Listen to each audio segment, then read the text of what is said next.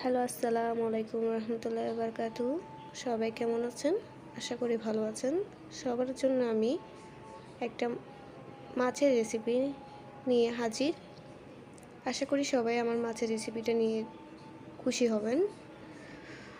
আমি প্রথমে মাছের জন্য যা যা লাগে পেঁয়াজ কুটে নিলাম, ভালো করে কুচি করে একটা পাত্রে রাখলাম। টমেটো নিলাম, টমেটোকে মিডিয়ামভাবে কেটে পাত্রে নিলাম।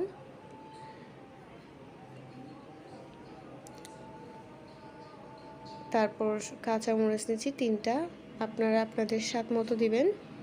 আমি দিলাম 3টা।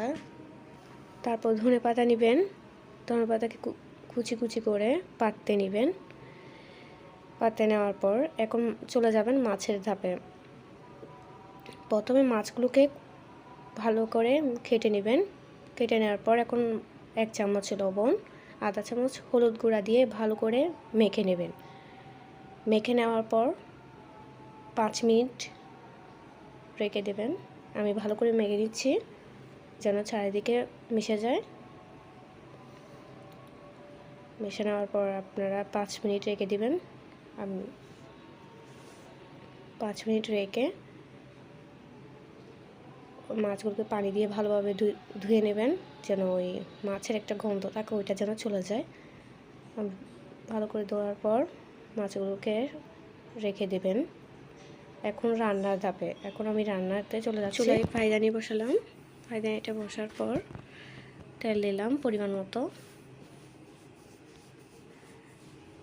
তেলটা গরম হওয়ার পর পেঁয়াজ দিয়ে দিলাম। পেঁয়াজ দেওয়ার পর কাঁচামরিচগুলোও দিলাম।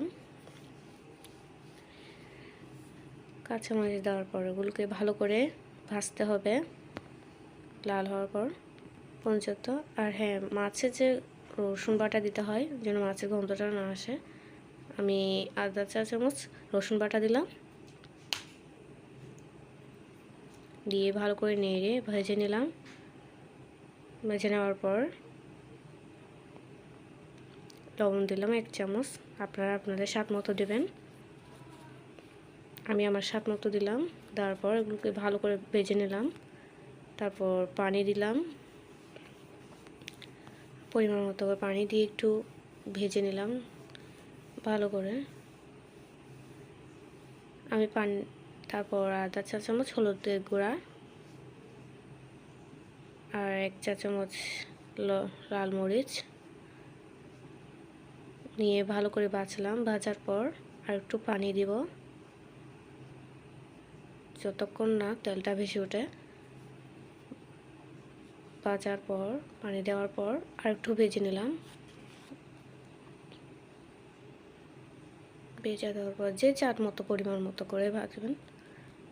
আমি টমেটোগুলো দিয়ে দিলাম। টমেটোগুলো দিয়ে ভালো করে ভেজে আবার একটু পানি দিব। দেওয়ার পর মাছগুলো একটু বসিয়ে দিব। বসিয়ে দিয়ে এগুলোকে ভালোভাবে মশলাগুলোর সাথে ভালো করে মিশিয়ে নেব। মিশিয়ে নেওয়ার পর ভালো করে যেন মশলাগুলো চারিপাশে মিশিয়ে যায়, টেস্ট আসে, মাছগুলো খেতে একটু ভালো লাগে। তাই লাগার পর ভালো করে মিশিয়ে চুলা আঁচটা কমিয়ে পানি দিয়ে একটু কষিয়ে বসিয়ে দেব। আর কষা দেওয়ার পর হয়ে গেছে আমাদের মাছের নিতে হওয়ার পর মাছটাকে রান্না হওয়ার পর্যন্ত মাছটাকে এভাবে রান্না করে নিব। রান্না হওয়ার পর শেষ দিকে ধনেপাতা দিয়ে নামিয়ে নেব।